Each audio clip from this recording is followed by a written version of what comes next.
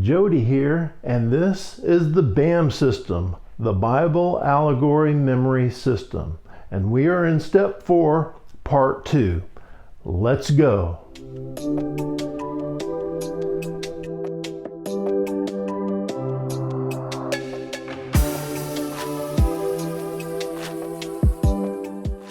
This is the final step in the mechanics of the BAM system. Step 1, we talked about the importance of linking. Step 2 was all about building our main memory palace using 7 rooms of our home with 66 pieces of furniture in those rooms that we linked to the books of the Bible. Step 3, we began to create a theme for each book and made a second level down memory palace with a certain number of items that are dictated by the number of chapters in that book. In step 4, we learned all about the major system and created a third level down memory palace based on the pictures that we created and linked to the verses. Now, let's get to the verse we are going to memorize. Let's choose Psalms 34 verse 7. I'm going to use linking from step 1 in all the steps going forward. Psalms is located in the second room, last item of my memory palace, making it the 19th book of the Bible. That's step 2. I use the major system as my theme for Psalms, giving me an item for each chapter in the Psalms. Psalms is the only book that I use the major system as a theme for. But because the book of Psalms is so big, 150 chapters, the major system is a very easy way to decide on each chapter's theme. That's why I use the major system for the themes of the chapters. Chapter 34 happens to be a hammer, and that is step 3. The reason it's a hammer is because 34 uses the major system from step 4 part 1. Now, we are in step 4 part 2, and we use the major system again for the individual verses. In this particular chapter, every verse needs an item, and there are 22 verses, so there will be 22 items. I choose verse 7 to memorize word for word, and I choose 8 and 9 to memorize thought for thought, which is easier but yet harder than one would think. Verse 7 has 15 words that we must remember in order. By being creative and giving each word a picture, it will help us to remember the verse in a more efficient way. Let's go through the thought process as we memorize the verse word for word.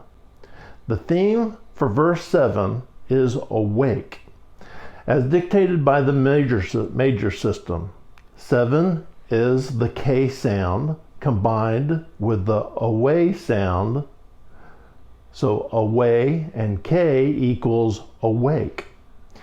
Since we are going to be memorizing thought for verse 8 and 9, let's decide what those pictures are based on the major system. 8 is the F sound or V sound. Let's use F and add the Y sound to get Y and F or wife. 9 is the P or 8 sound. Let's use the P sound and add the I sound. P and I equals pi. Pi is verse 9. Quickly review the theme pictures for chapter 34 and notice that there is a hairy hand in an oily shoe giving us verse 4, 5, and 6 on the major system. Verse 7, 8, and 9 are in the shoe but not pictured here. This is a great way of communicating to you that the pictures in print are not important to memorize. Too many times people think they need the picture, but it's not true. You simply need to imagine it. The only reason that I have the pictures of the other things is to illustrate my thought process so that you can do the same in your head, but not necessarily on paper. You don't have to be an artist. Just jot down stick figures and notes, but imagine them in glorious 3D animation and Technicolor. Your notes are just to remind you, and then you'll remember it. Only you need to know what it is. Nobody else needs to know what it is but you. So make it memorable by linking the pictures to a story that is interesting. This is the part of the BAM system, the allegory part of the BAM system. So a little old lady who lives in a shoe, she is the wife, verse 8, to the hairy hand, verse 4, and she is sleeping, but there's an angel standing guard by her bedside, and he is awake, verse 7. And he feeds her some pie, verse 9. She wakes up and says, I'm full now. Okay, that's the story. But now let's focus on verse 7. The first word is the. It sounds like duh. So imagine a dumbfounded face. The, and then angel of the Lord.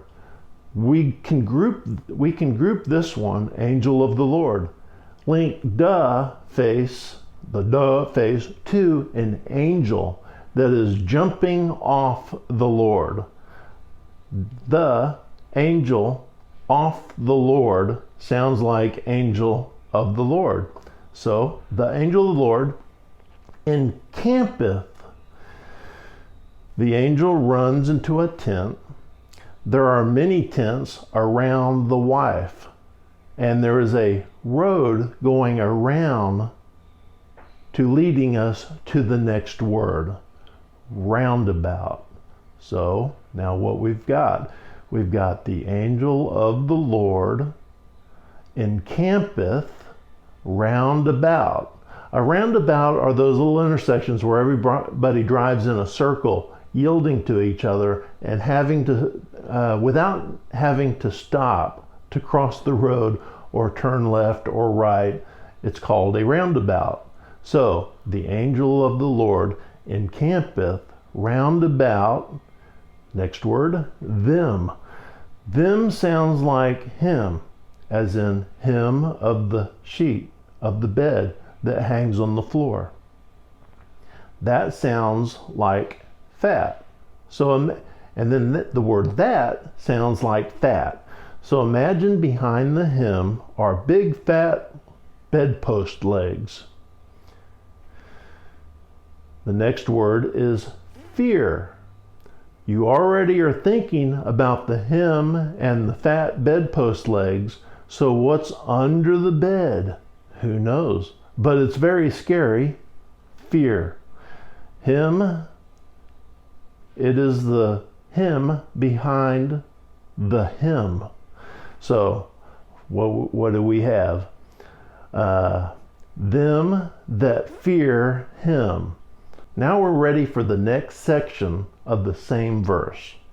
And notice that it is only 3 words. That will help you to remember if you have it correct or not. For example, if you're practicing it and you begin to repeat 4 words instead of 3, you know you've got it wrong. You can make the correction before you ingrain the wrong words into your memory. For example, you might accidentally repeat to yourself, and delivers those who fear him. That would be extremely easy to make that mistake. So remember that it's only 3 words, and that will help. So, and is the first word, and sounds like aunt, or aunt, like an aunt and uncle. I like to pretend that a brown ant, as in the little ant that crawls on the ant mound, is picking up the wife and putting her in a UPS truck, giving us the next word, delivereth. Delivereth, enough said. What else would a UPS aunt be doing? Duh. Them is the very next word, and the very last word. That's 3 words. Aunt delivereth them. Again, sounds like him. So maybe the truck is loaded with boxes of sheets and dresses with hymns on them. Now, you've got the picture down in your imagination. You have done the first step in memorizing the verse. Already, this little exercise has begun to move this verse from your short-term memory to your working memory. Let's say you were in a race to memorize this verse with another person that was memorizing the same verse by using rote memory, or just going over the verses over and over until they have it memorized. You already would be ahead of that person in getting this verse down, even though you did not review it over and over. Rote memory is just going over the verse over and over until it's memorized, and that will work. But if I may give a few illustrations of why these pictures are a more efficient way of memorizing. Rote verse memorization technique is like using a handsaw versus a power saw, or moving boxes by picking each one up and moving them versus using a dolly and stacking them. I actually moved a whole house by picking up manually each box and furniture and moving it into the moving truck and then into our new home. I felt that I couldn't be troubled with the pain of wheeling a dolly over and placing stuff on it. I was so tired by the end that I had to use the dolly for the last dozen items. And it was so much easier, I was kicking myself for not having used the dolly in the first place. Well, lesson learned, and what a great illustration for this. Here's another illustration. How about using an old-fashioned typewriter versus a computer? Or typing with 2 fingers versus learning the proper way of typing? Or mowing your yard with an old-fashioned push mower versus powered lawnmower? Do you remember those old-fashioned lawnmowers where you had to just push and go back and forth until your grass manually got cut? You can still buy those, you know. I saw one the other day at Home Depot. Well, anyway, you can get a lot done with pure determination and the wrong tools, but your efficiency increases with the right equipment. It's still hard work and takes determination, but way more better. Learning these techniques will be worth the effort guaranteed. So, just like rote memory, you must go over the verse over and over, and it takes time to really get it.